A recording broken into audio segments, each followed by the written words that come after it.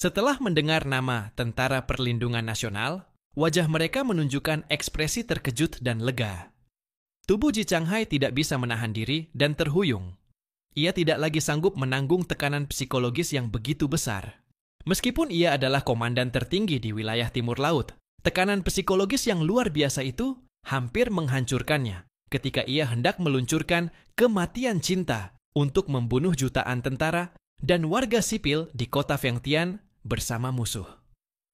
Yin Jia hendak maju, tetapi tiba-tiba telinganya bergerak dan ia berhenti.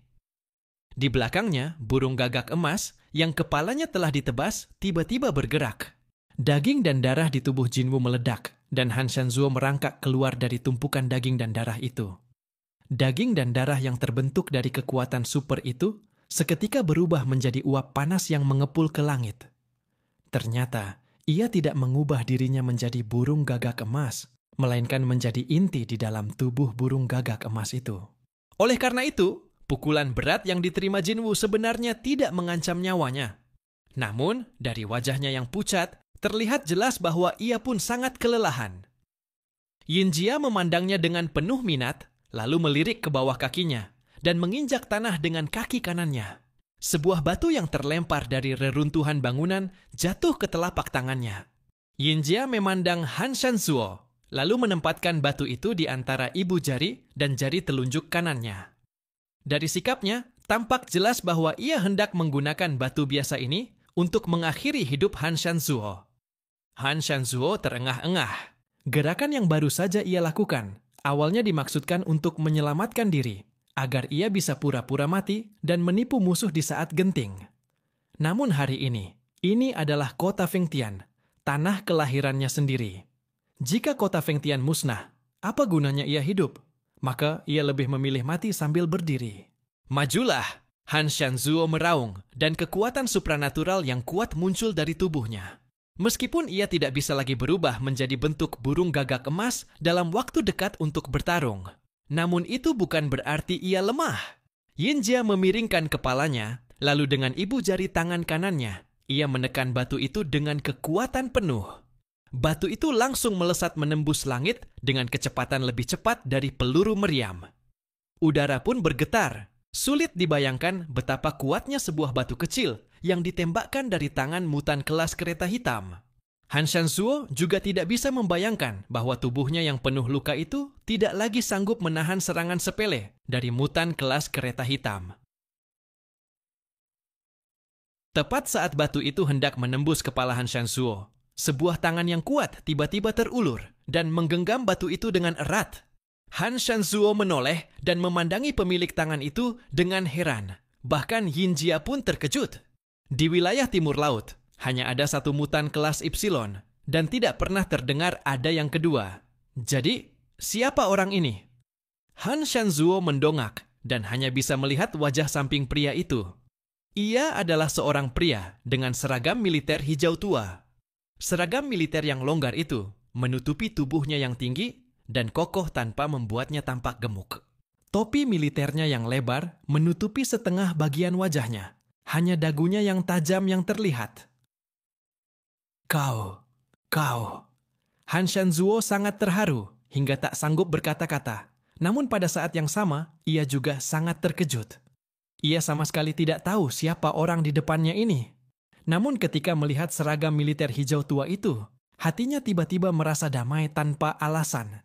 Prajurit itu menggenggam batu di tangan kirinya yang dilapisi sarung tangan kulit rusa hitam, dan batu itu langsung hancur menjadi bubuk halus dan jatuh. Kau sudah melakukan yang terbaik, serahkan sisanya padaku. Suara pria itu dingin dan tanpa sedikit pun emosi, namun membuat Han Shanzuo merasa tenang. Tiba-tiba, sebuah nama muncul di benaknya. Tentara Perlindungan Nasional. Setelah dunia berakhir, dunia berubah secara drastis, dan situasi di seluruh dunia berubah dengan cepat. Negara dan wilayah yang lemah hancur di awal. Bahkan negara adidaya pun kesulitan menjamin diri mereka tidak akan terganggu dalam lingkungan seperti ini.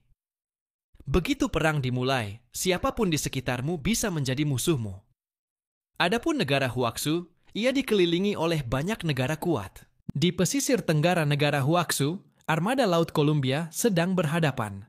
Banyak ancaman potensial tersebar di barat dan sepanjang perbatasan timur laut yang panjang. Oleh karena itu, pada awal zaman akhir, sekelompok prajurit paling elit dikirim dari wilayah militer asal untuk secara khusus menjaga gerbang utara. Mereka tidak berasal dari wilayah manapun dan hanya memiliki satu misi, yaitu menjaga perbatasan utara negara Huaxu yang panjang itu. Han Shanzuo pernah mendengar keberadaan pasukan khusus ini, tetapi tidak pernah berinteraksi dengan mereka. Ia tidak menyangka bahwa mereka akan datang untuk membantunya hari ini. Namun, itu wajar karena wilayah timur laut memiliki perbatasan yang panjang dan langsung berbatasan dengan dua negara. Salah satunya adalah Fremont, yang memiliki kekuatan militer terkuat di dunia saat ini.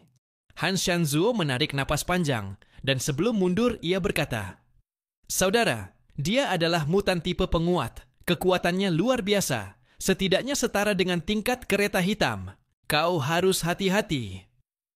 Prajurit muda itu, yang tampak berusia 30-an, mengangguk saat mendengar itu. Han Shanzuo tidak tinggal untuk membantu kali ini, karena ada hal yang lebih penting yang harus ia lakukan sekarang. Komandan Hitam dan Putih membawa sekelompok prajurit berzirah hijau, dan baru membunuh sepertiga dari pasukan macan yang tersisa. 2 dari 5 dewa abadi timur laut gugur dalam pertempuran. Jika ia tidak pergi ke sana, seluruh pasukan macan akan musnah dalam waktu kurang dari setengah jam.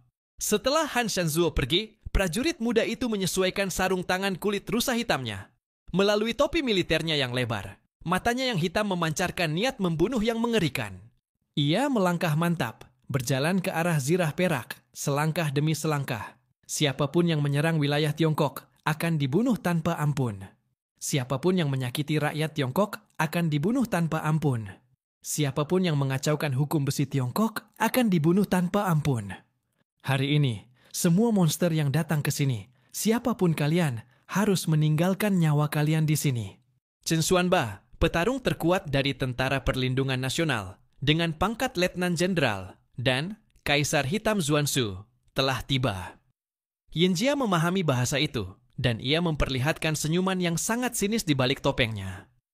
Itu adalah ejekan dari orang dewasa setelah mendengar kata-kata sembrono dari seorang anak. Tawa zirah perak terdengar dari balik zirahnya.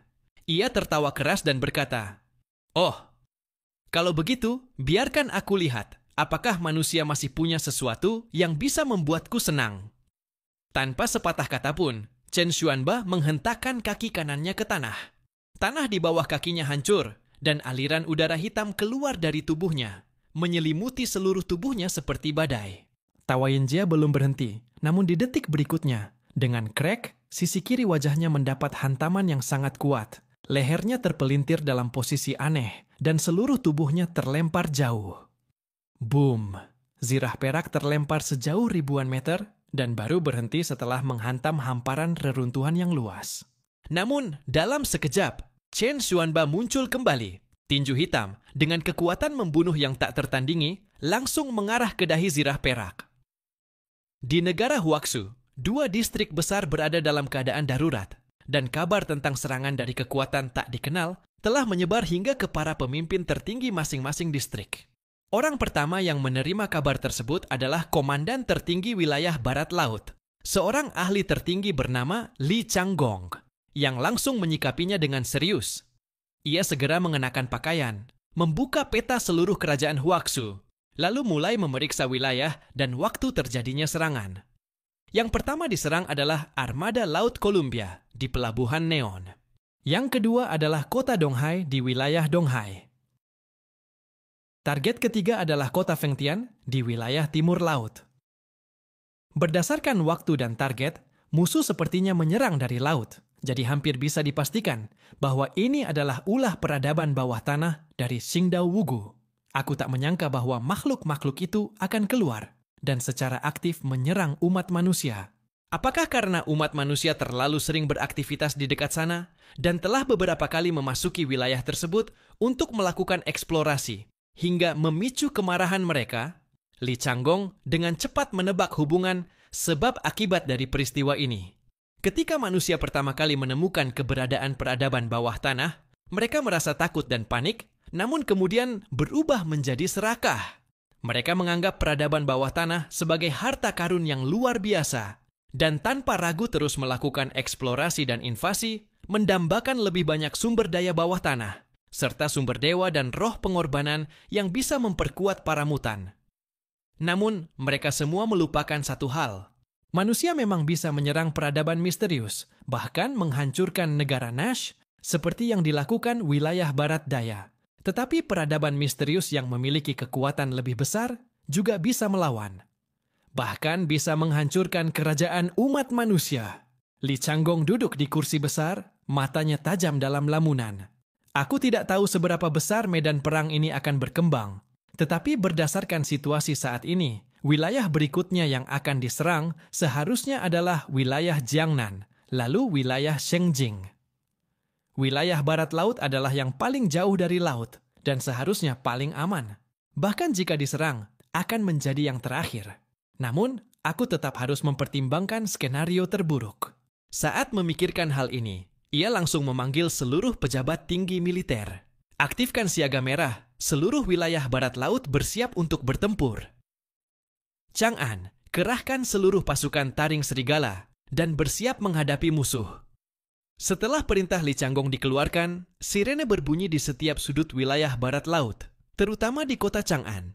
Di kamp militer, para prajurit dengan cepat mengenakan seragam tempur dan mempersenjatai diri mereka dengan senjata paling mutakhir.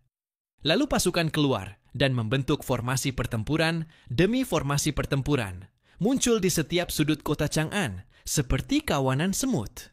Langkah kaki pasukan bergemuruh seperti guntur. Li Changgong mengenakan seragam tempurnya, mengambil 2 pedang panjang dan menggantungkannya di pinggang. Ia berjalan ke depan ruang komando, tempat terdapat jendela besar dari lantai ke langit-langit yang menghadap seluruh kota Chang'an. Udara dipenuhi suasana khidmat dan bau darah. Ia duduk di depan jendela, matanya tajam, siap melawan musuh manapun yang akan datang. Analisis teoritis Li Changgong sebenarnya tidak salah. Namun ia tidak menyangka bahwa musuh tidak menyerang wilayah Shengjing dan barat daya, melainkan langsung menuju wilayah barat laut. Pasukan Wugu melewati semua kota kecil di wilayah barat laut dan langsung menuju kota Chang'an. Namun kali ini tidak ada aksi luar biasa dari pasukan yang langsung menyerbu kota. Seluruh kota Chang'an berada dalam kewaspadaan tinggi, bisa dikatakan hampir tidak ada celah sedikit pun. Li Changgong menggunakan satelit untuk memantau segala sesuatu di sekitar kota Chang'an. Kemunculan pasukan mutan manapun akan langsung terdeteksi olehnya. Oleh karena itu, lawan tidak memiliki kesempatan untuk melancarkan serangan mendadak. Gemuruh senjata baja, udara yang dingin menggigit, perang bisa pecah kapan saja. Setiap penjaga taring serigala menunggu dengan gugup kedatangan musuh. Namun musuh tidak kunjung muncul. Tak ada satupun yang terlihat. Di tengah angin dan salju, seberkas asap hijau perlahan-lahan melayang, mengikuti arah angin dan salju. Kemudian muncul perlahan di dalam kota Chang'an. Itu adalah makhluk humanoid yang mengenakan zirah perak. Ia berdiri di tempat yang sunyi dan sepi, mengangkat kepala dan menatap sekeliling. Kota manusia yang besar ini membuat matanya memancarkan cahaya nostalgia. Ia pun mengangkat tangan kanannya, meletakkannya di depan bibir, dan menghembuskan asap hitam. Asap hitam menyebar di udara, lambat pada awalnya, namun segera menyebar cepat ke segala arah. Asap pekat menggulung sepanjang dinding kota, mengalir ke bawah tanah melalui saluran air, lalu meluap ke seluruh kota Chang'an. Malam yang gelap, angin salju. Asap itu menyebar tanpa suara, tampaknya lambat, namun sebenarnya sangat cepat, dari satu kawasan kota ke seluruh kota Chang'an. Semua orang bersiaga tinggi, menunggu pasukan mutan yang kuat melancarkan serangan brutal ke kota Chang'an. Namun tak ada yang menyangka bahwa pasukan seperti dalam bayangan mereka tidak muncul. Malah asap hitam menyebar di setiap sudut kota Chang'an. Sulit sekali mengenali hal seperti ini di tengah kegelapan malam. Dan ketika penjaga taring serigala akhirnya menyadarinya, asap hitam itu telah menyebar sangat luas dan tak bisa lagi terlihat jelas. Itu... apa? Asap? Apakah ada kebakaran? Ketika penjaga harimau melihat kejadian ini, mereka sama sekali tidak berani bersikap ceroboh. Di era penuh perubahan besar ini, Segala macam makhluk aneh terus bermunculan. Pada malam seperti ini, fenomena aneh apapun pasti menarik perhatian. Seorang mutan yang bersenjata lengkap perlahan berjalan maju, membentuk corong dengan tangan kanannya di depan mulut, lalu tiba-tiba meniup angin puyuh yang kuat ke arah asap hitam di depannya. Setelah terkena dampak, asap itu langsung terhempas. Namun sebelum makhluk aneh itu bisa bernapas lega, asap yang tersebar itu malah mendidih akibat tiupan angin kuat dan menyebar semakin ganas. Dalam sekejap, asap itu menyerang pasukan tersebut. Melihat hal ini, mutan yang memiliki atribut angin itu dengan cepat mengaktifkan kemampuannya lagi. Namun saat itulah ia menyadari bahwa asap hitam tebal sedang naik cepat dari segala arah di sekitarnya, dari bawah tanah dan dari balik bangunan, membentuk tembok asap hitam setinggi ratusan meter. Tembok hitam yang tinggi ini bergerak maju, menghimpit mereka. Badai mengamuk. Mutan itu secara refleks mundur 2 langkah, lalu segera menggunakan kemampuannya untuk mencoba meniup kabut hitam di depannya. Namun badai yang ia hasilkan hanya mampu menciptakan celah di dalam kabut hitam, yang kemudian langsung tertutup kembali oleh asap di sekitarnya. Dalam sekejap mata, kabut hitam itu telah menyerbu masuk. Kaki para penjaga taring serigala telah diliputi kabut hitam. Asap itu merayap naik ke kaki mereka, dan seorang prajurit tiba-tiba merasa kakinya mati rasa. Ia menunduk dengan ngeri dan melihat makhluk mengerikan di dalam kabut hitam tengah mencengkeram kakinya. Kemudian, seragam tempur di kakinya langsung terkikis, berubah menjadi serpihan dan jatuh ke tanah.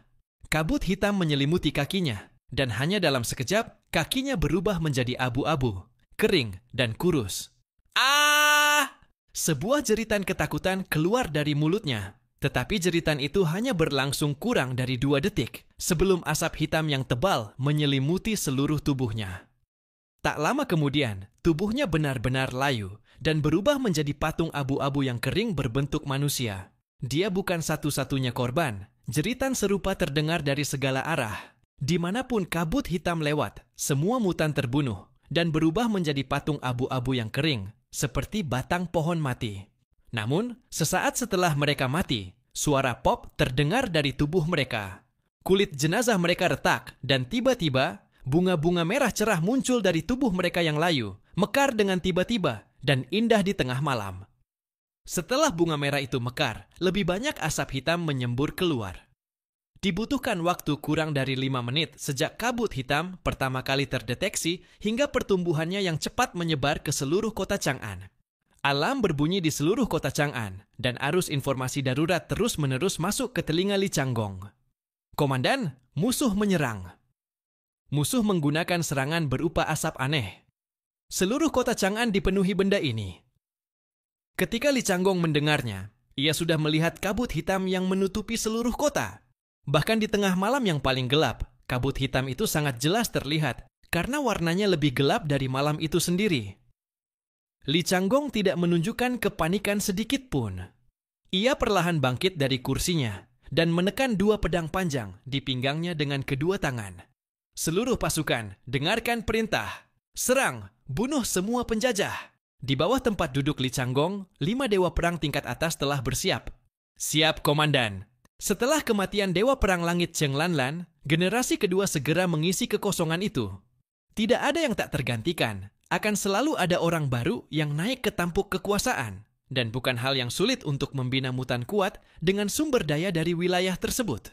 Meskipun metode serangan musuh sangat aneh, pertempuran antar mutan memang selalu dipenuhi dengan kemampuan aneh dan tidak lazim yang pernah mereka saksikan sebelumnya. Li Changgong tidak terburu-buru untuk turun tangan. Sebagai panglima tertinggi, ia harus mengatur situasi secara keseluruhan. Selain itu, hal pertama yang harus ia lakukan sekarang adalah menemukan mutan yang melepaskan asap tersebut. Dilihat dari jangkauan dan daya bunuh kemampuannya, dia pasti seorang mutan tingkat Epsilon. Musuh bersembunyi di dalam asap dan ingin membunuh tentara biasa kita terlebih dahulu. Itu memang taktik yang bagus. Tapi jika kalian benar-benar berpikir bahwa kota Chang'an bisa ditaklukkan semudah itu, maka kalian meremehkan kemampuanku. Senyum tenang dan percaya diri muncul di bibir Li Changgong. Ia membelai gagang pedangnya. Pertempuran ini adalah pertempuran yang sudah lama ia nantikan. Sejak ia naik ke tampuk kekuasaan, belum ada kemenangan besar yang diraihnya untuk memperkuat posisinya. Pertarungannya dengan Zhang Yi bahkan telah menghancurkan prestisnya.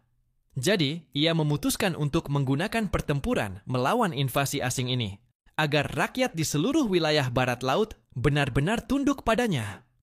Baizhan, inilah waktumu untuk menunjukkan kekuatanmu. Li Changgong memberi perintah kepada generasi kedua Dewa Perang Langit, Baizhan. Di wilayah pusat kota Chang'an, Baizhan yang berdiri di atas gedung setinggi 100 meter, tersenyum dan mengangguk setelah menerima perintah. Siap, Komandan! Namun senyum di wajahnya tampak agak dingin, bahkan membuat orang merasa bahwa ia bukan manusia yang hidup. Baizhan memandang sekeliling. Kota Chang'an diselimuti kabut hitam tebal di semua sisi. Asap itu tertiup angin, menjulang hingga ratusan meter, seperti tembok yang bergerak menuju pusat kota. Dengan kecepatan seperti ini, dalam waktu 10 menit saja, ibu kota terpenting di wilayah barat laut akan sepenuhnya tertutup oleh kabut hitam. Baizhan menundukkan kepala dan tiba-tiba mulai berlari. Ia berlari cepat menuruni dinding, kaca tempered dari gedung itu. Kecepatannya sangat tinggi dan terus meningkat. Segala sesuatu di sekitarnya mulai tampak kabur, tetapi ia tetap mempercepat laju. Kecepatan ekstrim menarik kekuatan angin yang sangat besar. Ia mendarat di tanah dan melesat menuju kota di depan, tanpa memperlambat laju sedikit pun. Di sana, kota itu sepenuhnya diselimuti kabut hitam. Baizhan menatap dingin ke depan, tubuhnya hampir membentuk garis lurus, masih berlari cepat. Kecepatannya begitu tinggi hingga dunia di matanya berubah menjadi garis-garis. Gesekan yang sangat kuat menyebabkan area yang ia lewati dalam kecepatan tinggi terbakar hebat. Tanah di bawah kakinya cepat retak. Mobil-mobil di pinggir jalan mulai meledak. Bahkan gedung-gedung tinggi di sekitar ikut terbakar. Baizhan menerobos langsung ke dalam kota yang tertutup kabut hitam dengan kecepatan yang terus meningkat. Boom! Seperti kereta api yang menabrak air, bahkan asap pun akan menghasilkan ledakan menggelegar saat menahan dampak badai bertekanan tinggi. Dalam sekejap, kabut hitam di jalanan kawasan kota ini langsung terpencar. Bahkan jalan aspalnya hancur total. Baizhan bergerak sangat cepat melewati jalan dan bangunan di kota Chang'an. Dari kejauhan, terlihat seperti seberkas api yang melaju tanpa ampun menembus kabut hitam. Sejumlah besar kabut hitam langsung terpencar. Tak peduli secepat apa penyebarannya, itu tak mampu menahan gempuran ini. Pemandangan di kota Chang'an membuat Yin Jia, yang menyaksikan semuanya dari kejauhan dengan tenang, sedikit mendongak. Melihat nyala api yang menjulang ke langit, ia sama sekali tidak menunjukkan kekhawatiran. Karena kabut yang memenuhi seluruh kota itu, mereka sudah mengurangi jumlah pasukan di Chang'an hingga sepertiga dan berhasil melakukan invasi tanpa konflik. Di balik asap di belakangnya, komandan hitam putih dan ratusan prajurit berzirah hijau muncul. Perisai perak berkata kepada komandan hitam putih di belakangnya, "Di mana markas musuh?" Komandan hitam putih maju ke depan, mengangkat lengan kanannya, dan setelah mengetuknya beberapa kali, sebuah peta 3 dimensi lengkap. Kota Chang'an diproyeksikan dari bagian depan lengannya. Ia menunjuk ke menara tempat pusat komando berada. "Di sini," Yin Jia berkata. "Jadi komandan musuh juga ada di sana? Kalian urus para prajurit manusia lainnya, dan aku akan membunuh komandan musuh. Misi malam ini harus diselesaikan secepatnya." Begitu ia selesai bicara, seluruh tubuhnya berubah menjadi kabut hitam dan langsung menyatu ke dalam malam yang luas, melayang menuju pusat komando tempat Li Changgong berada. Komandan hitam putih melambaikan tangannya dengan tegas ke arah para prajurit berzirah hijau di belakangnya. "Target kita malam ini adalah membunuh semua orang dengan kemampuan khusus di kota ini. Hancurkan masa depan mereka." Yin Jia berjalan menuju gedung tinggi tempat pusat komando berada. Ini adalah gedung tertinggi di kota Chang'an. Pusat komando Li Changgong berada di lantai paling atasnya. Hanya dengan cara ini, ia bisa mengawasi seluruh kota dan mengamati setiap pergerakan di sini. Hanya dengan cara ini pula, ia bisa menikmati perasaan seolah segalanya berada dalam genggamannya. Perak berzirah datang tanpa suara. perlahan menyusup ke dalam gedung melalui saluran ventilasi. Namun, sesaat setelah ia memasuki gedung, alarm langsung berbunyi di seluruh bangunan. Boom! Boom! Seluruh gedung langsung dikunci dalam sekejap. Pintu baja paduan berat jatuh, membungkus bangunan itu menjadi sebuah benteng tak tertembus. Li Changgong berbalik, dengan secercah semangat bertarung fanatik muncul di sudut bibirnya. Datang juga akhirnya. Siluet perak berzirah muncul di helm seragam tempurnya. Yinjia tidak mengetahui bahwa pada saat ini, setiap sudut dan setiap gerakan dalam gedung itu sudah berada di bawah kendalinya. Berani-beraninya kau datang untuk memenggal kepalaku? Kau benar-benar tidak tahu hidup atau mati. Li Changgong, yang berasal dari latar belakang militer, jauh lebih berhati-hati dibandingkan komandan wilayah biasa. Ia telah lama bersiap jika markas diserang, jadi invasi perak berzirah sama sekali tidak mengejutkannya. Ia bahkan telah menyiapkan rencana untuk menjebaknya seperti kura-kura dalam tempurung. Begitu Yinjia masuk ke dalam gedung, ia langsung terisolasi oleh pintu logam berat. Saat ini, sekelilingnya seperti kotak logam kubik tanpa celah sedikit pun. Melihat itu, Yinjia langsung mengangkat tangan kanannya dan membuka telapak tangannya. Asap hitam berputar keluar dari telapak tangannya. Sret! Dengan suara nyaris tak terdengar, dinding logam paduan setebal lebih dari 1 meter di depannya langsung terbelah, dan dinding logam tebal itu tergelincir turun, membuka jalan. Yinjia melangkah maju dan berjalan perlahan ke depan. Sebuah lubang ledakan tiba-tiba muncul di dinding depan, dan seluruh ruangan langsung diselimuti suhu ultra tinggi ribuan derajat. Api yang menyala bahkan berubah menjadi putih terang yang mengerikan. Ini adalah suhu yang sangat tinggi, hingga bisa melelehkan logam seketika, sehingga bahan-bahan dalam ruangan pun dibuat dari keramik penerbangan. Langkah kaki Yinjia sama sekali tidak terhenti. Asap hitam membentuk perisai bulat di sekelilingnya, sepenuhnya mengisolasi dirinya dari api, bahkan dari suhu tinggi tersebut. Ia terus maju, menerobos pintu demi pintu. Selanjutnya, di setiap ruangan, ia akan menghadapi jebakan baru. Nitrogen cair, senjata api, gas beracun, gas hipnosis, dan bahkan banjir. Namun tidak ada satu jebakan pun yang bisa memperlambat langkahnya walau hanya sekejap. Di hadapan Li Changgong, pintu demi pintu terbuka, dan ia serta Yinjia semakin mendekat dari dua arah berbeda. Segera, jarak antara keduanya hanya tinggal dipisahkan oleh satu pintu logam.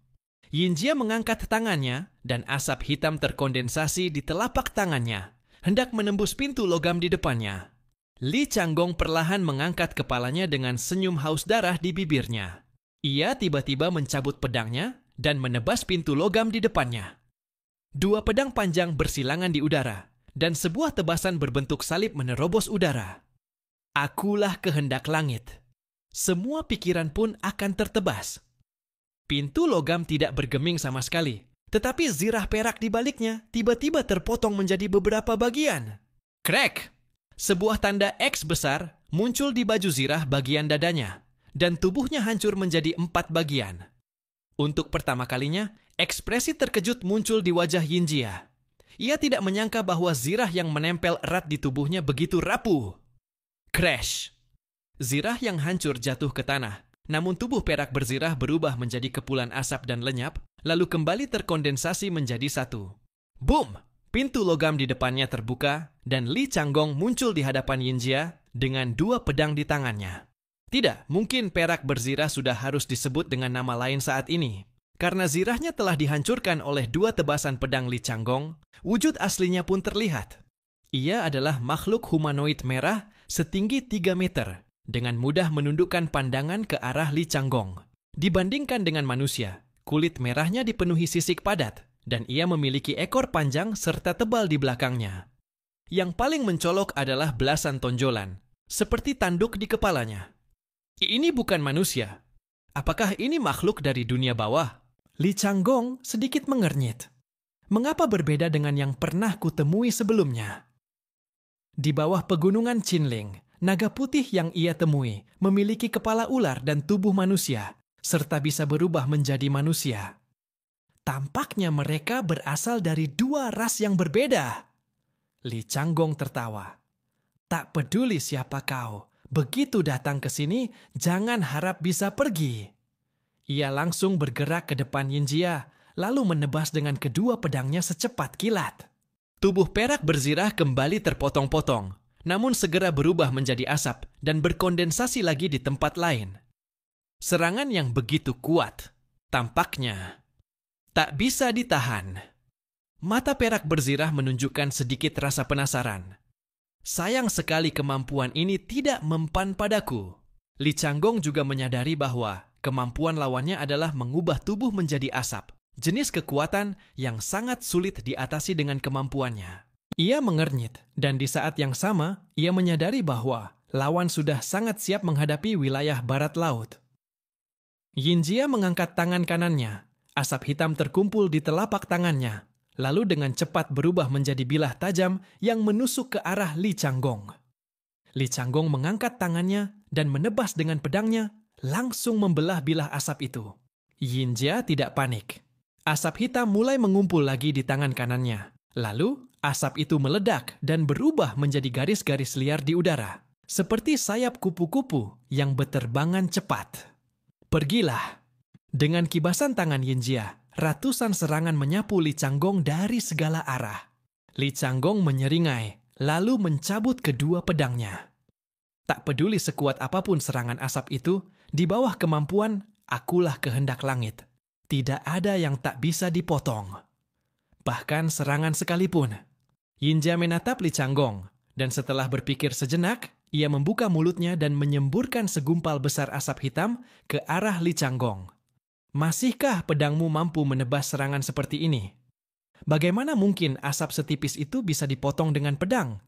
Jelas, Li Changgong pun tak punya jawabannya. Wajahnya menjadi semakin serius. Lalu, ia menggunakan 6 alam tanpa jarak dan berteleportasi keluar dari gedung. Benar-benar lawan yang sulit dihadapi. Li Changgong mengangkat bibirnya dan berkata, "Tapi jangan lupa, ini wilayahku. Apa kau tidak sadar? Tidak ada satu orang pun di gedung ini selain aku." Sistem cerdas meresponsnya. Dan sesaat kemudian, kekuatan yang sangat mengerikan bangkit dari ruang bawah tanah gedung pusat komando. Sinar cahaya menyilaukan, seperti pilar giok menembus langit, dan pusat komando pun hancur total. Sebagai ahli strategi militer, Li Changgong tentu memahami pentingnya kekuatan bersenjata. Mungkin dalam hal kekuatan ilmiah, wilayah barat laut masih tertinggal dibanding Donghai, Shengjing, dan Jiangnan. Namun menumpuk daya ledak semata bukanlah hal yang sulit. Dan tepat di bawah pusat komando, jumlah bahan peledak hasil transformasi dari batu primordial setara dengan dewa kematian cinta. Perisai perak itu melesat langsung menuju Li Changgong, dan langsung terkena ledakan berkekuatan tinggi yang telah dipasang oleh Li Changgong di bawah gedung pusat komando. Bahkan dalam wujud asap pun, ia bisa menghindari serangan pedang panjang.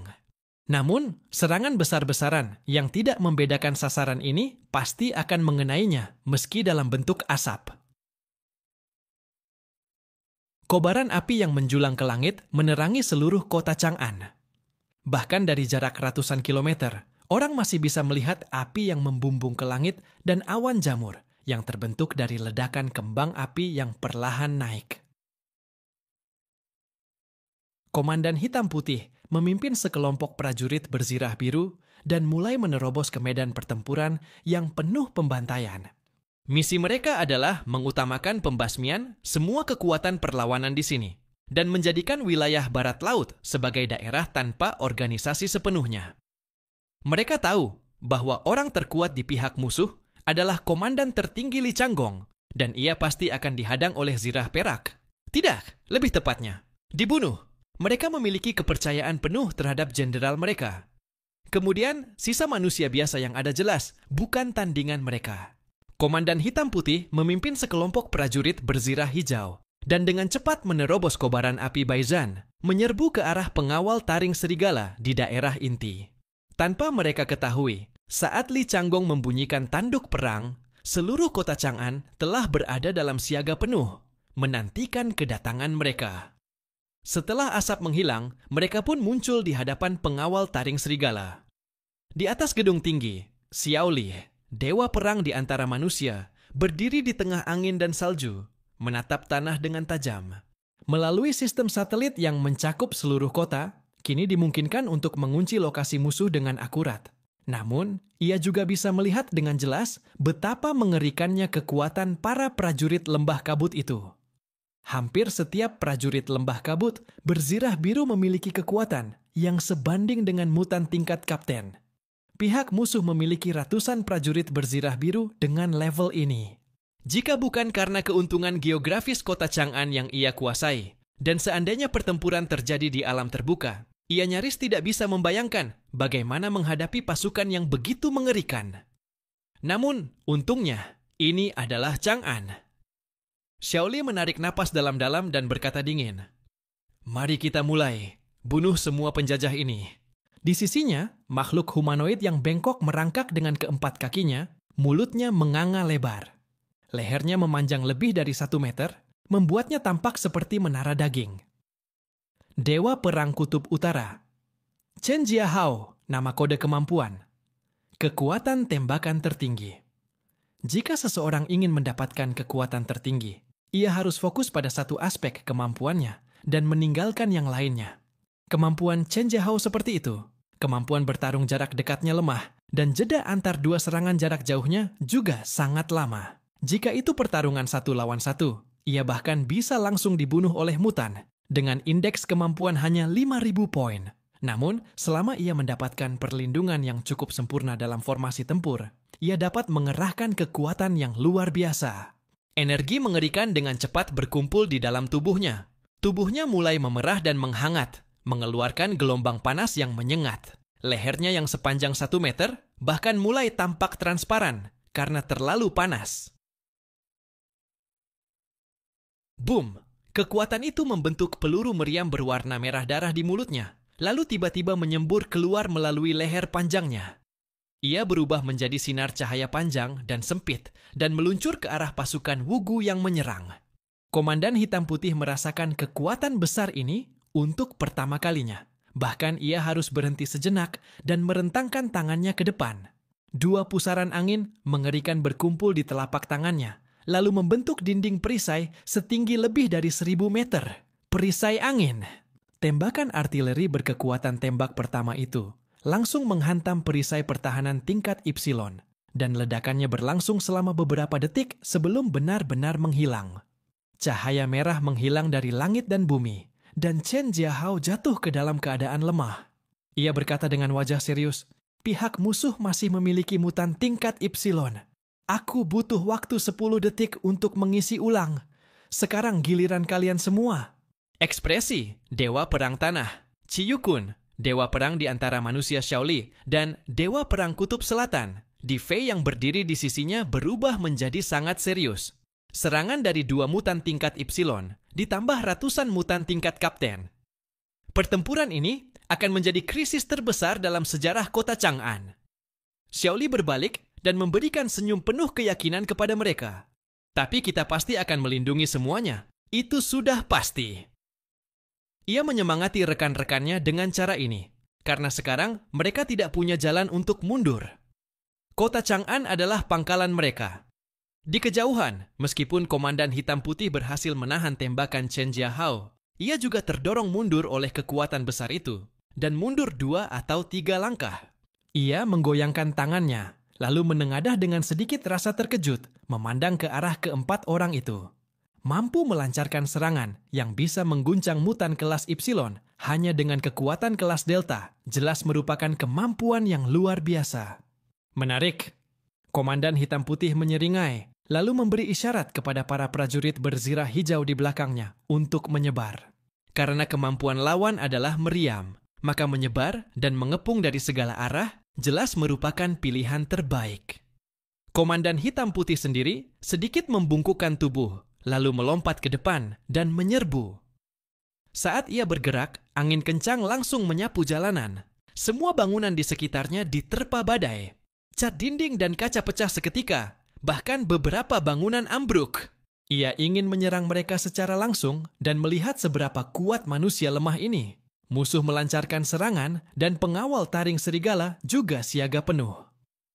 Xiaoli memutar pergelangan tangannya, matanya tampak sangat serius. Semua orang, lindungi Dewa Perang Kutub Utara dan tunggu sampai ia selesai mengisi daya. Adapun pemimpin pihak lawan, serahkan padaku. Sambil berbicara, ia meraih senapan sniper hitam dari samping. Setelah senapan itu berada di tangannya, ia seolah-olah hidup dan struktur keseluruhannya mengalami perubahan yang luar biasa. Gelombang panas yang membakar memancar dari senapan dan tubuh senapan itu bergetar secara teratur, seakan ada jantung di dalamnya. Xiao Lie mengangkat senapan sniper di tangannya, membidik komandan hitam putih yang sedang berlari dari kejauhan, dan tanpa ragu menarik pelatuknya. Bom asal berwarna hitam pekat meluncur melintasi langit malam, meninggalkan jalur hampa udara, dan dalam sekejap tiba di hadapan komandan hitam putih. Komandan hitam putih menatap ke depan, mengangkat tangan, dan melontarkan hembusan angin, langsung menepis peluru itu. Namun, kecepatannya sedikit terganggu. Ada secercah keterkejutan di matanya. Apakah ada orang kedua di kota ini yang disebut sebagai tingkat Ipsilon oleh manusia? Di dunia yang berbahaya ini, semua orang berjuang keras untuk bertahan hidup, dan setiap orang adalah protagonis dalam hidupnya sendiri. Mungkin mereka tidak secemerlang Zhang He, yang selalu menjadi pusat perhatian, tumbuh dan bersinar dengan cara yang luar biasa. Namun mereka juga berusaha keras, mencoba untuk bersinar. Dan usaha yang mereka lakukan tidak kalah dengan Zhang He. Pada titik ini, sudah saatnya untuk memperkenalkannya kembali. Dewa Perang Langit, Xiao Lie, dengan kemampuan amukan logam, kini adalah mutan tingkat Ipsilon. Dan ia pun telah mendapatkan gelar barunya, Qi Yu, sang penguasa perang. Pertarungan di sekeliling tidak dapat memengaruhi dua inhuman tingkat Ipsilon itu. Sebagai sosok dari wilayah barat laut, yang bakatnya hanya berada di bawah Li Changgong, Xiao Lie dipengaruhi oleh pertempuran itu tak lama setelah meninggalkan Shengjing, dan berhasil menembus batas hingga mencapai tingkat Ipsilon. Keberadaannya juga merupakan salah satu alasan mengapa Li Changgong tidak gentar menghadapi serangan dari peradaban yang tidak dikenal. Begitu Xiao Lie bertarung dengan Panglima Hitam Putih, ia langsung sadar bahwa jika ingin memenangkan pertempuran ini, maka ia harus menyingkirkan lawannya terlebih dahulu. Jadi, ia melompat dari gedung tinggi dan langsung menuju ke arah Panglima Hitam Putih. Sepasang sayap besar langsung tumbuh dari punggungnya. Kemampuan amukan logam adalah untuk memperkuat segala sesuatu. Awalnya, ia adalah seorang mekanik yang memperkuat senjata bagi pasukan. Namun kemudian, kemampuan bertarungnya pun perlahan-lahan terungkap. Selain memperkuat senjata, amukan logam juga dapat memperkuat dirinya sendiri, memungkinkan tubuhnya memiliki berbagai kekuatan yang luar biasa. Ini adalah kemampuan yang sangat kuat. Bahkan di antara mutan tipe khusus, ini adalah kemampuan yang sangat diidamkan. Aku akan bertarung langsung dengannya, dan Dewa Perang Kutub siap memberikan dukungan jarak jauh kapan saja. Saat Xiao Lie terbang turun, ia mengeluarkan perintah pertempuran kepada rekan-rekannya di belakangnya. Sebagai wakil komandan dari Angkatan Darat Barat Laut, ia adalah komandan tertinggi ketika Li Changgong tidak ada. Setelah perintah diberikan, Xiao Lie langsung berada di hadapan Panglima Hitam Putih. Kaki Panglima Hitam Putih terangkat dari tanah, dan ada bola angin di bawah kakinya, membuatnya mengambang di udara. Begitu Xiao Lie mendarat, ia mengeluarkan granat daya ledak tinggi dari tubuhnya. Granat biasa ini digunakan untuk melawan mutan, dan setelah ia menggenggamnya dengan keras, asap hitam yang mengerikan pun langsung muncul. Granat itu berubah menjadi telur monster, mengerikan dengan mulut buas, bahkan mengeluarkan jeritan yang menakutkan. Xiao Lie mengayunkan tangannya, dan di bawah kekuatan, amukan logam, kemampuan bertarung jarak dekatnya, bahkan tidak kalah dari mutan tipe penguat pada tingkat yang sama. Xiao Lie melemparkan granat mutan itu langsung ke arah Panglima Hitam Putih. Tubuh Panglima Hitam Putih bersiap dalam posisi bertarung, dan ia tampak sangat waspada terhadap serangan dari sumber yang tidak diketahui. Tangan kanannya berubah menjadi pisau telapah dan menebas ke depan dengan tajam pada sudut tertentu. Sebuah bilah angin raksasa yang sangat tajam jatuh dari langit, bentuknya setara dengan gedung tinggi dan menghantam lurus ke depan. Begitu bilah angin raksasa dan granat mutan bersentuhan, ledakan kuat langsung terjadi di jalan antara keduanya. Hembusan angin yang mengerikan meratakan seluruh lingkungan. Saat ledakan masih menyebar, Xiaoli telah mengeluarkan berbagai senjata yang telah ia persiapkan. Ia mencabut 2 pistol berukuran besar yang khusus digunakan untuk melawan mutan. Setelah diperkuat oleh kekuatan supernatural, amukan logam, pistol-pistol itu berubah menjadi 2 senjata, mengerikan sepanjang 0,5 meter dengan pola naga hitam membelit pada tubuh senjata. Bang! Bang! Kecepatan menembak Xiaoli tidak cepat, namun setiap peluru yang ditembakkan menghasilkan ledakan yang memekakan telinga. Peluru itu menembus api akibat ledakan dan melesat lurus ke arah Panglima Hitam Putih. Panglima Hitam Putih berjalan maju dengan tenang, sementara tangan kanannya menunjuk seperti pisau dan berayun cepat di depannya. Angin topan menyapu melewati dirinya, membelokkan semua serangan yang diarahkan padanya. Xiaoli mengernyit melihat pemandangan ini. Kekuatan serangan dari senjata yang diperkuat oleh kemampuanku jelas tidak bisa dibandingkan dengan senjata biasa.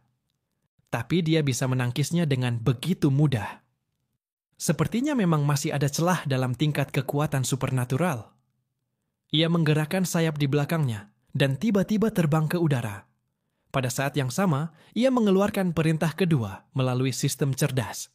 Tak lama kemudian, sebuah rudal raksasa diluncurkan dari markas senjata, melesat ke udara, dan hampir secara vertikal menghantam ke arah Panglima Hitam Putih. Xiaoli menggunakan perhitungan sistem cerdas untuk terbang tinggi ke langit, lalu memeluk rudal tersebut selagi kecepatannya masih belum terlalu cepat. Kemampuan amukan logam diaktifkan seketika. Rudal raksasa yang awalnya tampak seperti monster hitam, dengan cepat dipenuhi asap hitam yang mengerikan. Sisik naga hitam tumbuh di permukaannya, bahkan kepalanya berubah menjadi kepala naga yang mengerikan. Sebuah rudal raksasa di bawah kemampuan Xiaoli berubah menjadi seekor naga hitam raksasa yang menggembung, meraung dan menyelam turun ke arah Panglima Hitam Putih dengan kepala lebih dulu. Panglima Hitam Putih menyadari serangan dari langit. Reaksi pertamanya adalah mencoba menghindar, tetapi rudal itu memiliki fungsi penguncian bawaan. Jadi, begitu ia menghindar, rudal itu langsung mengejarnya. Dalam jangkauan ini, menghindar sama sekali tidak berguna. Panglima Hitam Putih tidak memiliki kecepatan gerak super tinggi seperti sistem ruang. Jadi ia langsung berbalik, mengondensasi kedua tangannya menjadi 2 badai, dan kembali membentuk dinding perisai tebal dan besar di atas kepalanya. Naga hitam menyelam turun dalam sekejap dan menabrak dinding perisai transparan yang terbentuk dari tekanan angin.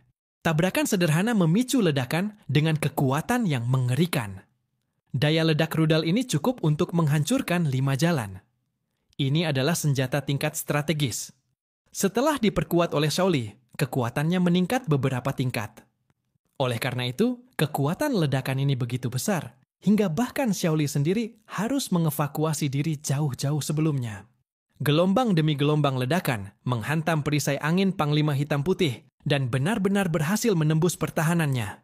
Energi ledakan yang mengerikan menyapu dan menghantam tubuh Panglima Hitam Putih.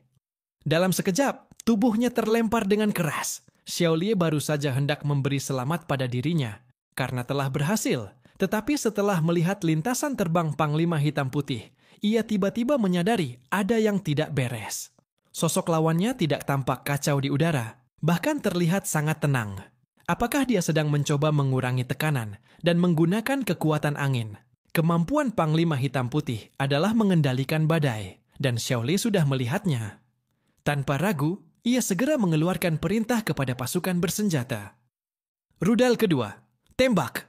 Panglima Hitam Putih berguling di udara, lalu tubuhnya berhenti di dinding kaca sebuah gedung komersial.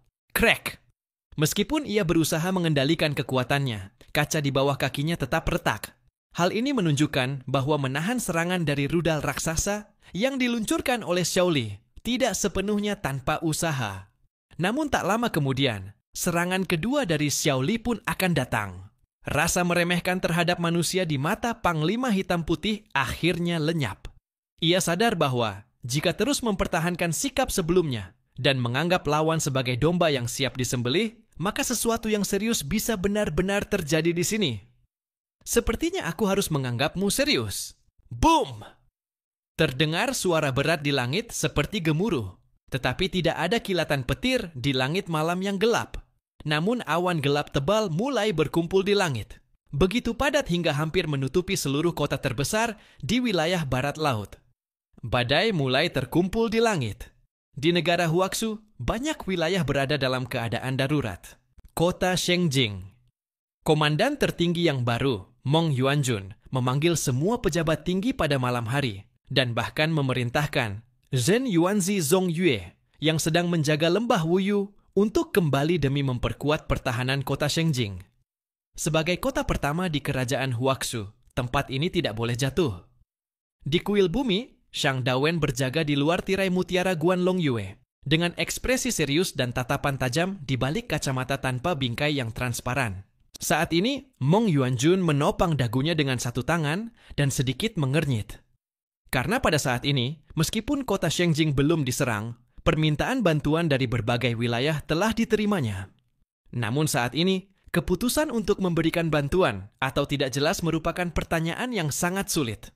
Musuh berasal dari jurang lembah kabut, tetapi tidak ada yang tahu seberapa kuat peradaban misterius itu. Jika kita gegabah mengirim bantuan, selain kekurangan tenaga, bahkan jika seorang mutan tingkat Ipsilon dengan gelar Dewa Kematian Cinta dikirim untuk membantu, tetap saja tidak akan mampu mengatasi krisis saat ini. Terlebih lagi, tidak ada yang tahu apakah ada musuh yang lebih kuat yang diam-diam sedang mengintai kota Shengjing. Setelah berpikir lama, Meng Yuanjun menghela napas pelan dan akhirnya memutuskan untuk tidak mengirim satu pasukan pun. Katakan pada mereka bahwa mereka bisa mencari perlindungan darurat di kota Shengjing, tapi kami tidak bisa membantu mereka saat ini. Para pejabat tinggi Shengjing tidak keberatan dengan keputusan ini. Prioritas mereka adalah melindungi diri sendiri. Bahkan jika wilayah lain menderita kerugian, itu hanya akan menjadi pukulan kecil bagi negara Huaxu. Namun jika sesuatu terjadi di Shengjing, itu akan mengguncang fondasi negara. Di wilayah Jiangnan. Setelah Zhuzheng menerima peringatan dari wilayah lain, ia hanya ragu selama 1 detik, lalu segera memberitahu Zhang Yi tentang kabar tersebut. Meskipun ia tidak suka dengan pengaruh Zhang Yi terhadap otoritasnya di wilayah Jiangnan, tetapi bagaimanapun juga, ia dan Zhang Yi adalah konflik internal di wilayah Jiangnan. Namun ketika musuh asing menyerang, prioritas mereka adalah melindungi wilayah dan rakyat mereka sendiri. Wilayah Jiangnan membutuhkan Zhang Yi. Setelah Zhang Yi menerima informasi dari Zhuzheng, ia segera bangkit dari tempat tidur. Aku mengerti. Kau hanya perlu mempertahankan kota badai salju.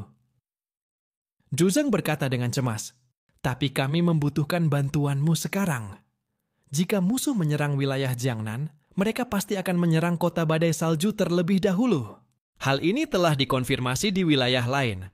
Tanpa kecuali, semua wilayah yang diserang adalah ibu kota. Sepertinya mereka sudah melakukan penelitian. Ini sangat mencurigakan. Agen penyusup Ruanping yang sebelumnya telah dibunuh olehnya muncul di benak Zhang Yi. Tampaknya bukan hanya kota Tianhai, tetapi semua wilayah utama di negara Huaxu telah disusupi oleh agen rahasia dari Wugu. Pikiran ini membuat Zhang Yi sedikit merinding, tetapi sekarang bukan waktunya untuk memikirkan masalah seperti itu. Tenang saja, bahkan jika mereka ingin datang, aku akan menghentikan mereka di laut. Aku tidak akan membiarkan mereka mengancam kota badai salju. Zhang Yi berkata dengan nada tegas. Ekspresi Zhuzheng sedikit terpana.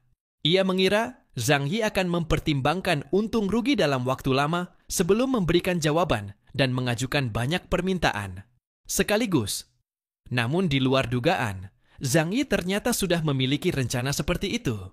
Memang benar, jika ingin menyerang wilayah Jiangnan dari laut, kota Tianhai yang terletak di pesisir hampir pasti akan menjadi jalur yang harus dilewati. Tanpa pamrih, Zhang Yi membuat hati Zhuzheng sedikit terguncang. Zhang Yi, semua hal mengenai wilayah Jiangnan ada di tanganmu. Zhuzheng berkata dengan suara dalam. Zhang Yi mengangguk. Baik, serahkan padaku. Zhuzheng menutup komunikator. Ia berdiri di depan jendela besar yang menjulang dari lantai, memandangi malam yang tenang dan damai di luar. Setelah terdiam lama, ia menghela napas dengan perasaan menyadari sesuatu. Zhang Yi memang berniat baik, hanya saja kami punya konflik kepentingan. Setelah menutup komunikasi, Zhang Yi menggertakkan giginya dan berkata, orang-orang ini memang datang untukku. Pertama adalah armada Laut Columbia, lalu wilayah Laut Timur, dan kini wilayah mereka, Jiangnan. Sudah jelas bahwa orang-orang dari Qingdao Wugu melancarkan perang untuk membalas dendam atas eksplorasi mereka sebelumnya ke jurang dan perebutan sumber dewa. Jadi, jika seseorang datang menyerang wilayah Jiangnan, orang pertama yang akan mereka cari adalah dirinya. Sambil berbicara, Zhang Yi sudah mengenakan seragam tempurnya dan baju zirah Qianlong, lalu berkata kepada sistem cerdas, bangunkan semua orang di kota Tianhai dan aktifkan siaga tingkat 1. Ada niat membunuh di matanya. Aku sudah tidak tidur nyenyak selama 2 tahun terakhir. Orang-orang dari lembah kabut, akhirnya kalian datang juga kali ini. Semua persiapan yang kulakukan selama ini tidak sia-sia. Wilayah lain tidak menganggap serius insiden Ruanping sebelumnya. Mereka semua mengira itu hanya dendam pribadi Zhang Yi. Namun sebagai pihak yang terlibat langsung, Zhang Yi tentu tidak akan seceroboh mereka. Sejak hari Raja Naga memperingatkannya sebelum meninggal, ia terus-menerus bersiap menghadapi pertempuran hari ini.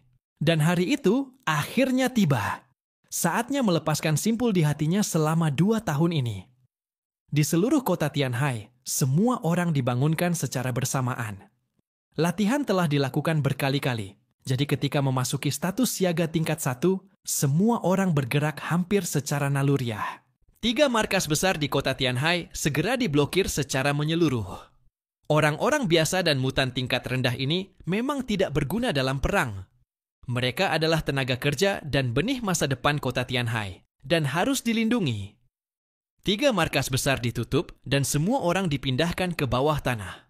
Itulah tempat perlindungan bawah tanah yang telah disiapkan kota Tianhai untuk menghadapi serangan Ha. Selama mereka bisa bersembunyi di dalam dan tidak ditemukan, nyawa mereka pada dasarnya akan aman. Di garis depan, pasukan tempur juga segera dikerahkan.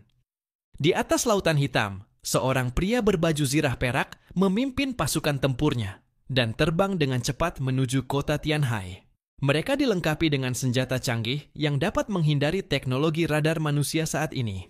Dengan memanfaatkan kegelapan malam, mereka bisa menyelinap masuk ke kota secara diam-diam, lalu melancarkan pembantaian kejam.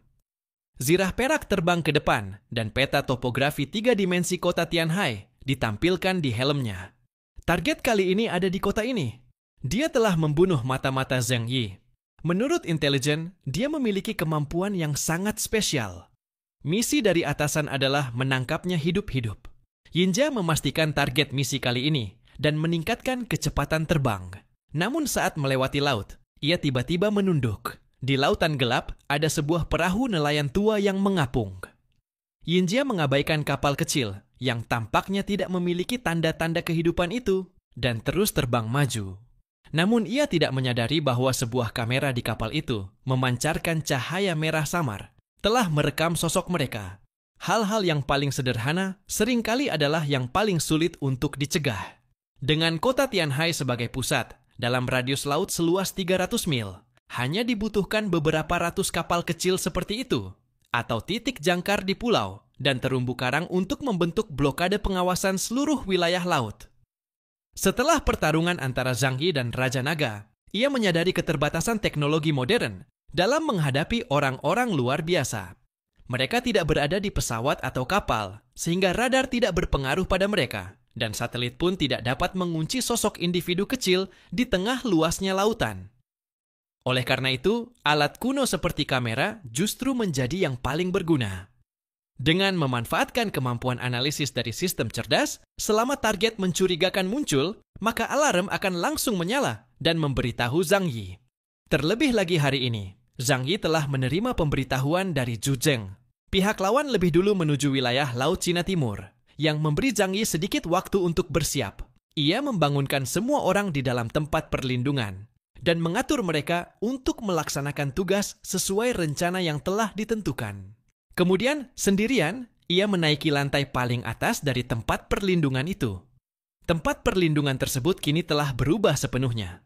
Dengan tempat itu sebagai pusatnya, Lu Keren kembali membangun sebuah benteng berbentuk bola.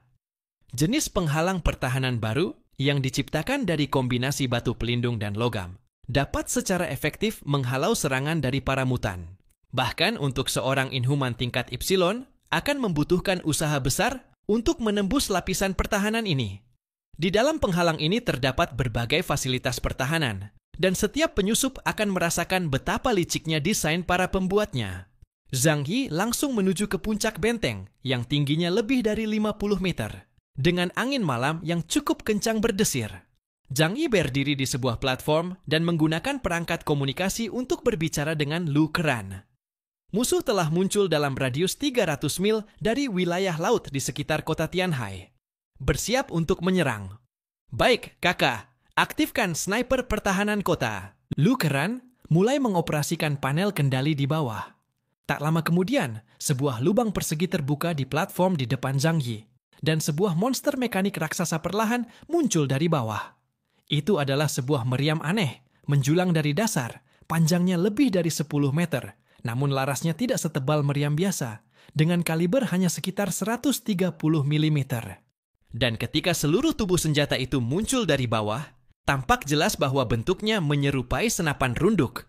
Sebuah senapan runduk super untuk pertahanan kota, sepanjang 15 meter dan hampir 10 kali lebih besar dari ukuran Zhang Yi. Bagian bawahnya sepenuhnya terhubung dengan benteng, dan pelatuknya sebesar telapak tangan Zhang Yi, bahkan mungkin lebih besar.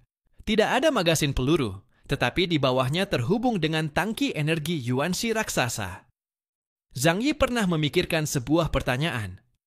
Kemampuannya, tembakan presisi, adalah kemampuan ruang yang dapat langsung mengunci musuh tanpa perlu membidik dan tanpa adanya penyimpangan sudut tembakan. Namun biasanya, ia hanya menggunakan pistol dan senapan runduk. Meski dengan tambahan kekuatan dari kemampuannya, jarak tembak maksimalnya hanya 5 km.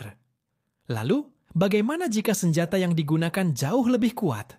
Untuk itu, ia terus meminta Lu Keren untuk meningkatkan senjatanya dengan menggunakan peluru yang lebih kuat dan membuat Thunder Strike lebih besar lagi, bisa memberi jangkauan lebih jauh dan daya hancur lebih besar. Namun, senjata tempur individu pada akhirnya tetap dibatasi oleh bobot dan ukurannya.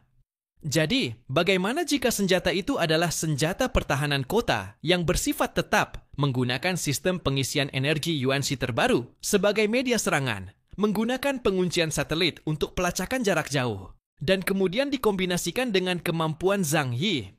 Apa hasilnya? Zhang Yi duduk di kursi kendali dari senapan runduk pertahanan kota itu. Matanya menatap ke kejauhan melalui bidikan. Tangan kanannya menggenggam pelatuk. Saat ini, pasukan Wugu hanya berjarak 200 mil dari garis pantai kota Tianhai, dan pos-pos penjaga yang dipasang oleh Zhang Yi sepanjang jalan telah menemukan lokasi mereka. Setelah versi sederhana dari sistem Skynet mengonfirmasi secara kasar posisi lawan, sistem ini lalu menggunakan satelit Nebula dari wilayah Jiangnan untuk penguncian posisi secara presisi. Akhirnya, Zhang Yi dapat benar-benar mengunci posisi musuh melalui senapan runduk pertahanan kota. Membunuh prajurit musuh dengan satu tembakan dari jarak 200 mil. Ini pertama kalinya aku mencobanya. Zhang Yi menarik napas dalam-dalam, lalu mengaktifkan kemampuannya, dan sosok lawan dalam pandangannya perlahan membesar. Itu adalah pasukan yang bergerak cepat, dipimpin oleh makhluk humanoid yang mengenakan baju zirah perak, diikuti oleh dua wakilnya yang mengenakan zirah hitam dan putih. Ada 3 orang di barisan depan, dan di belakang mereka ratusan prajurit dengan zirah hijau. Menurut informasi yang didapat Zhang Yi dari kota Blizzard, para prajurit dari peradaban misterius lembah kabut ini memiliki sistem hierarki yang ketat. Zirah perak adalah panglima yang memimpin pasukan, dan kekuatan mereka umumnya berada di atas kelas kereta hitam. Komandan hitam putih memiliki kekuatan luar biasa di antara kelas kereta putih. Adapun para prajurit berzirah biru, mereka memiliki kekuatan tempur setara kapten dengan lebih dari 9.000 poin, bahkan mendekati tingkat Epsilon. Jika pasukan yang begitu mengerikan ini tidak menyerang kerajaan Huaxu, mereka bisa dengan mudah meluluh lantakkan hampir semua negara berukuran menengah di dunia. Jika Zhang Yi tidak mengambil tindakan pencegahan lebih dulu, Dan jika wilayah lain tidak lebih dulu diserang, serta mendapatkan informasi, maka serangan terhadap kota Tianhai ini bisa menjadi bencana yang tak terbayangkan. Tapi sekarang, kalian sedang menghadapi pria paling stabil di dunia. Situasinya sudah berbeda sekarang. Saat Zhang Yi berkata demikian, cahaya aneh berkedip di matanya. Kekuatan waktu di mata kirinya diaktifkan, dan pelacakan segala hal mengunci jalur musuh dalam waktu 2 detik. Kekuatan ruang di mata kanannya menyerap kekuatan kegelapan yang sangat dalam dan mengerikan dari kehampaan. Di belakangnya, pusaran hitam raksasa dengan cepat muncul, dari mana kekuatan hitam yang lengket mengalir di sepanjang lengannya, dan meresap ke dalam ruang energi senapan runduk pertahanan kota. Pengisian selesai, siap untuk ditembakkan. Zhang Yi menarik pelatuk tanpa ragu. Namun, target tembakan pertamanya bukanlah pria berzirah perak di barisan depan, melainkan pemimpin hitam putih di sampingnya. Meskipun menggunakan senjata sekelas pertahanan kota seperti ini, tetap saja sangat sulit untuk membunuh mutan tingkat kereta hitam hanya dengan satu tembakan. Namun sekarang, ketimpangan terbesar antara kota Tianhai dan lawannya bukanlah pada kekuatan tempur puncak, melainkan pada tingkat menengah dan bawah. Zhang Yi bisa melawan Yinjia, tapi pihak lawan juga memiliki 2 mutan tingkat Ypsilon dan ratusan mutan tingkat Kapten. Sangat sulit bagi orang lain di kota Tianhai untuk menghadapi mereka. Dan itulah bahaya terbesar yang perlu dipertimbangkan Zhang Yi. Senapan runduk pertahanan kota itu mengeluarkan dentuman yang menggelegar, menembakkan garis hitam yang menembus ruang dari atas benteng berbentuk bola setinggi ratusan meter, menuju ke lautan 200 mil jauhnya. Garis itu sangat tipis pada awalnya, seperti kawat baja. Itu adalah manifestasi dari kekuatan yang terkondensasi secara ekstrem, yang berarti energinya tidak menyebar dan bisa menghasilkan daya hancur paling kuat. Dalam sekejap, garis itu melintasi daratan kota Tianhai dan lautan di depannya, dan tiba di depan pasukan Wugu. Yinjia sedang terbang cepat, namun tiba-tiba tubuhnya berhenti di udara. Sebuah kekuatan sangat kuat sedang mendekat, dan tubuhnya secara refleks melambatkan gerakan. Sebuah titik hitam tiba-tiba muncul di pupil matanya. Ia segera mengulurkan tangan kanannya, dan petir putih terkondensasi di telapak tangannya. Ia hendak menahan serangan itu. Namun, yang tidak ia sangka adalah serangan itu justru melewatinya dan langsung melesat ke arah seorang pemimpin hitam putih yang berada beberapa ratus meter darinya. Saat Komandan Hitam Putih menyadari bahaya yang datang, ia sudah tidak mampu bereaksi secepat Silver Armor. Siapa yang bisa membayangkan bahwa serangan yang dilancarkan tengah malam di kegelapan yang pekat dan dilakukan oleh pasukan kecil seperti itu ternyata berasal dari musuh yang menyerang dari jarak 200 mil. Namun cahaya hitam itu bagaikan sabit dewa kematian. Begitu muncul di hadapannya, ia langsung merasakan krisis kematian. Komandan Hitam Putih secara refleks mengangkat lengannya untuk menangkis, dan sebuah kekuatan spasial yang terdistorsi segera muncul. Namun pada detik berikutnya, cerot! Bahkan sebelum sempat menggunakan kemampuannya sendiri, semua pertahanan di tubuhnya bagaikan kertas, ditembus oleh satu tembakan dari penembak jitu pertahanan kota. Setelah garis hitam itu menembus tubuhnya, ia segera menyebar, menciptakan lubang besar berdiameter 50 hingga 60 cm di dadanya. Tembakan itu menghancurkan organ dalamnya sepenuhnya, dan 5 prajurit berzirah biru di belakangnya juga tewas seketika akibat daya sisa dari tembakan tersebut. Seorang komandan hitam putih dengan indeks kekuatan sebesar 15.000 poin, tewas hanya dengan satu tembakan dari Zhang Yi. Semuanya terjadi begitu tiba-tiba, hingga para makhluk asing di lembah kabut seperti Yinjia, yang sebelumnya penuh percaya diri, kini menjadi kebingungan total. Setelah berhasil menembak, Zhang Yi dengan cepat mengisi ulang peluru kedua pada senapan penembak jitu pertahanan kota. Kecepatan pengisian senjata super besar ini memang agak lambat, dengan jeda waktu 5 detik antar tembakan. Namun, ini sudah kecepatan maksimum. Jika digunakan terus-menerus, bahkan laras senapan yang terbuat dari logam Yi pun akan rusak karena tidak sanggup menahan kekuatan yang begitu besar. Tetapi, hal itu bukan masalah bagi Zhang Yi. Senjata yang rusak masih bisa dibangun kembali. Selama bisa membunuh musuh secara efektif, segalanya boleh dikorbankan, kecuali nyawa sendiri dan nyawa rekan-rekannya. Tubuh Komandan Hitam Putih jatuh lurus dari langit ke laut, dan segera dua prajurit berzirah hijau terbang untuk menangkap tubuhnya. Saat itu, mereka melihat lubang besar di dada Komandan Hitam Putih, dan langsung tahu bahwa tidak ada harapan untuk menyelamatkannya. Pupil mata Yinjia tiba-tiba menyusut. Ia bahkan belum mencapai wilayah musuh, tapi sudah diserang dan kehilangan salah satu jenderal kepercayaannya. Hal ini membuatnya sangat marah. Ia tahu bahwa menyerang dari jarak jauh memberi manusia waktu untuk bereaksi dan mempersiapkan diri. Dan tujuan dari operasi ini sangat penting. Karena itu, ia membawa 2 wakil jenderal setingkat kereta putih bersamanya dalam perjalanan ini. Namun siapa yang menyangka, bahkan sebelum ia mendekati kota pesisir, salah satu wakil jenderalnya sudah tewas di medan perang. Apakah ini orang yang membunuh pengintai Zheng He? Otak Yinjia bekerja cepat, dan ia segera menyusun strategi untuk menghadapi situasi ini. Semua orang menyebar dan serbu kota manusia itu secepat mungkin. Xuanfu, kau tetap di sisiku. Xuanfu adalah satu-satunya wakil jenderal yang tersisa, karena pihak musuh memiliki senjata serangan jarak jauh yang sangat kuat, dan target utama mereka adalah menghabisi anak buahnya. Maka, ia akan menggunakan banyak prajurit biasa sebagai umpan untuk menarik perhatian senjata musuh. Dan dengan Xuanfu di sisinya, ia masih bisa melindungi kekuatan tempur penting ini. Begitu kita mendarat, mata Silver Armor dipenuhi niat membunuh. Bunuh semua makhluk di kota ini. Manusia rendahan berani membunuh bawahannya yang berharga. Ia harus melampiaskan amarahnya dengan membantai seluruh kota. Ratusan prajurit berzirah biru langsung menyebar di udara dan menuju pantai kota Tianhai.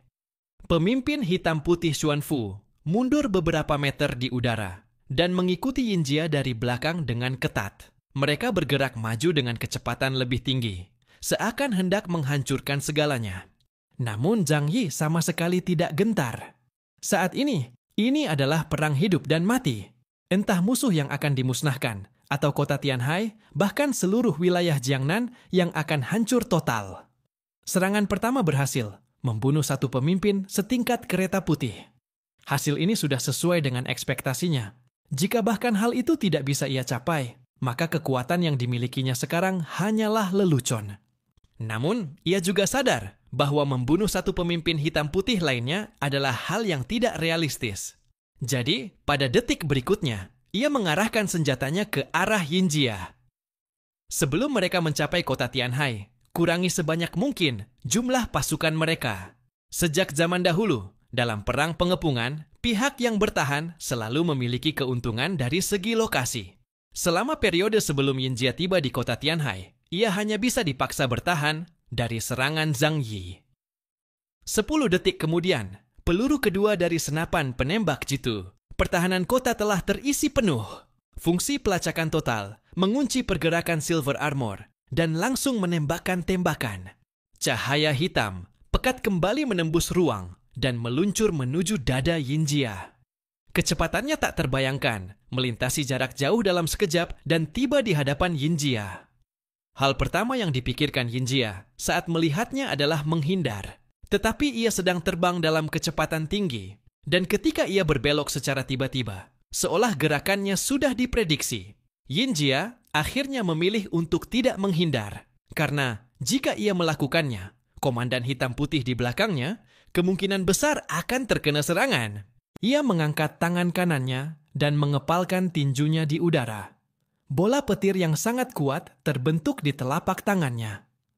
Cahaya listrik putih menyala-nyala dengan aura yang tidak stabil dan sangat menakutkan. Menghadapi cahaya hitam yang melesat cepat, Yinjia tidak punya waktu untuk ragu. Ia mengepalkan tinjunya dan memukul cahaya hitam itu dengan keras. Miko Panpo Ailef. Boom!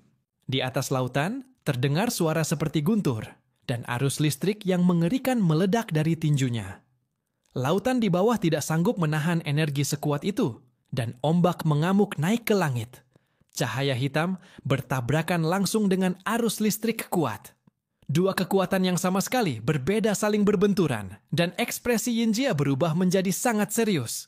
Ia merasa seolah tinjunya menabrak gunung logam raksasa. Bahkan, tekanan yang diterimanya begitu kuat hingga tulang di kepalan tangan kanannya mengeluarkan suara berderak. Boom!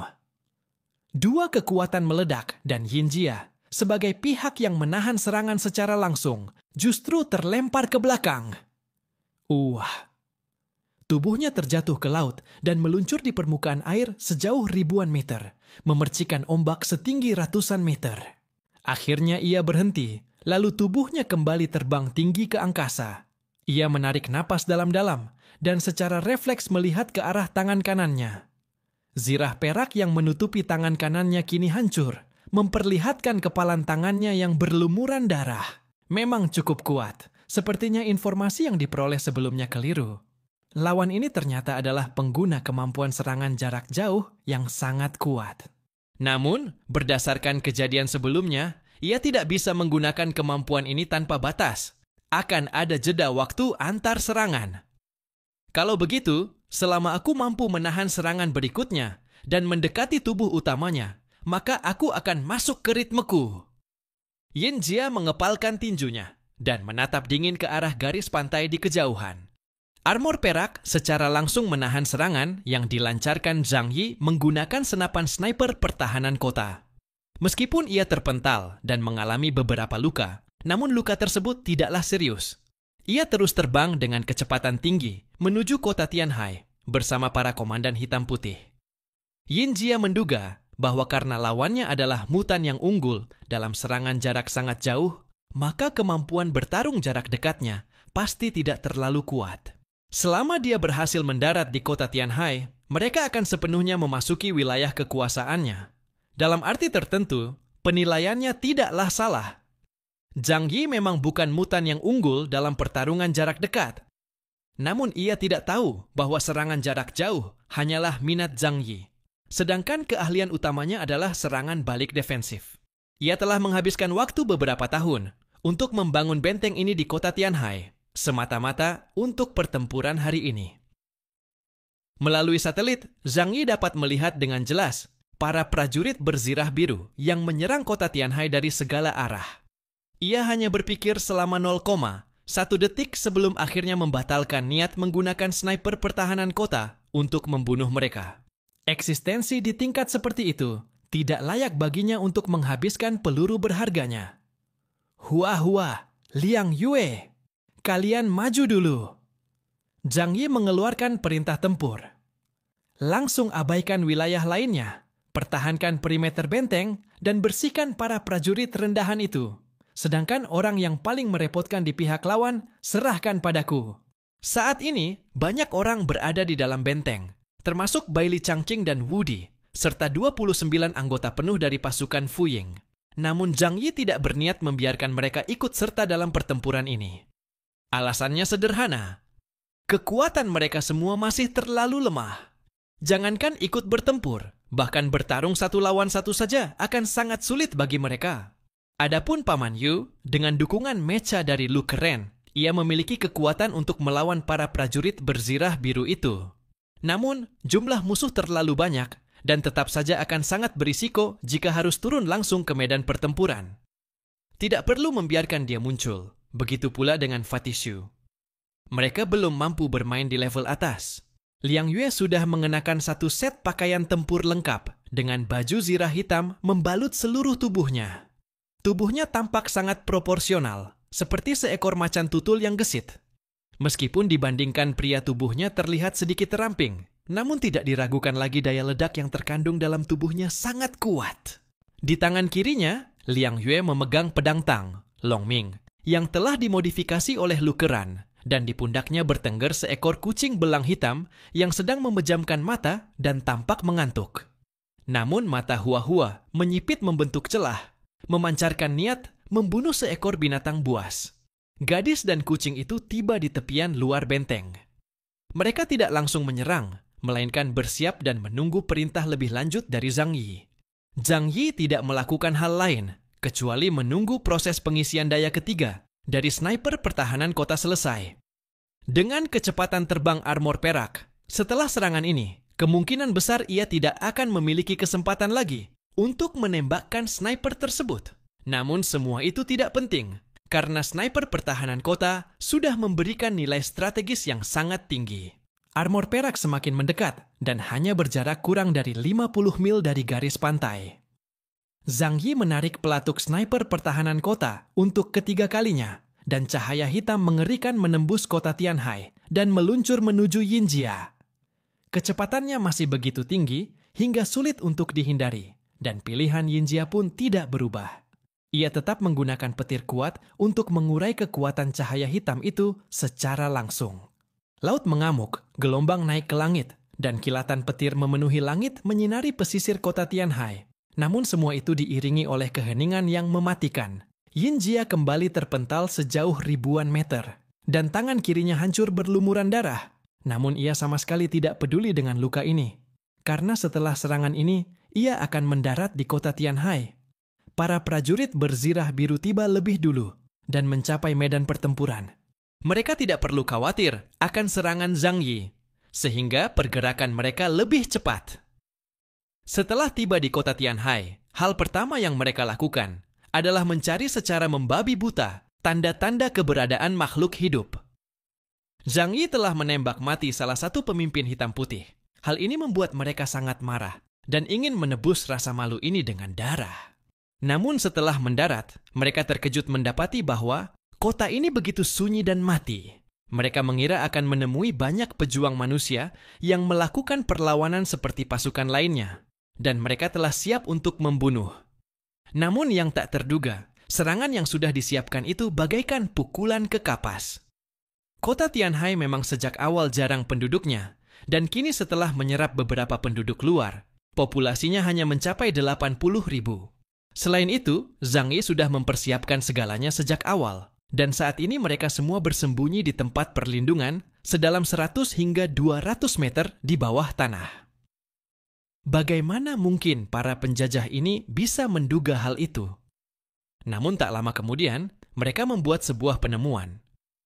Karena di tanah yang tandus dan diselimuti salju ini, ada satu lokasi yang sangat menonjol. Itulah benteng berbentuk setengah bola yang menjulang di tepi sungai Lu di distrik Xishan. Itu markas manusia? Kuasai tempat itu dan bunuh semua manusia yang ada di dalamnya.